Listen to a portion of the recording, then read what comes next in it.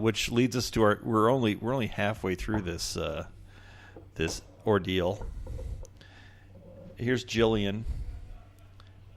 So Gilian is the creation of our lead brewer, a guy named Keith Gabbett, and he's very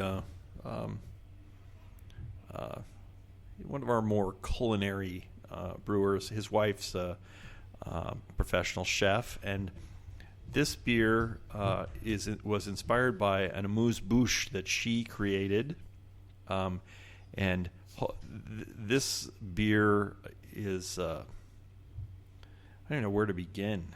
Let me start by telling you what's in it. Again, a saison base, but with strawberries added to it, and then and in this order: strawberries, then Brettanomyces bruxellensis. It's 100% barrel aged. Pardon me, no, it's not. There's a portion that's done in stainless, but just a little bit. Then we added white pepper to it, honey, and then finished it with champagne yeast. So the champagne yeast is something that, like, right away. I love how I love how it's lively. I mean, it's so there. Mm-hmm. I mean, this is the first sip that I initially think right away, like, I'll take this over mimosa any Sunday.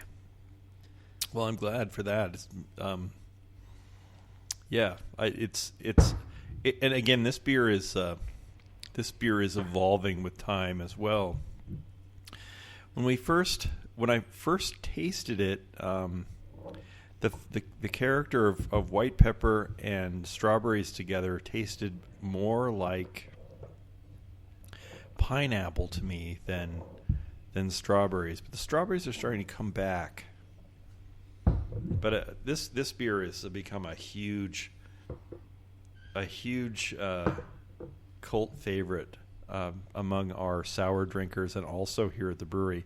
And it is named after the actress Gillian Anderson. I was wondering, strawberries, red. And let me tell you why. This beer started its life as Scully, but we couldn't name it Scully. But Gillian Anderson used to work as a hostess at the pub on Clybourne Street. So that's the connection. That's a good one right there. Yeah. We're not even sure she knows this beer exists. We need to send some to her. I know she lives in London now, and she's back on the London stage, and in what I don't know, but she ought to know that she inspired a beer that we're making now. And this was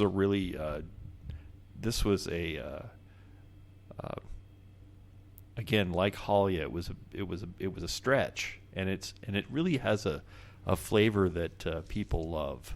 So no, I mean, like, this is the more that I sip it, the more I realize, like, this is something I got to grab for my wife. I mean, like, this is right up her alley. She's a fan of anything that has, like, a little bit of that Brett going on in there, but the idea of having just that little bit of tartness and the champagne yeast just absolutely finishes it off. And all these beers, these barrel-aged beers, the fruit is as fresh as we can get it. So you have the naturally occurring yeast and bacteria on the fruit that adds to the complexity of the product. And so in this case, the elements that flavor this beer are added in sequence. They're not. We don't throw them all in at one time. I don't know what would happen if we did, but they're not. And I think that adds to part of the magic of this beer.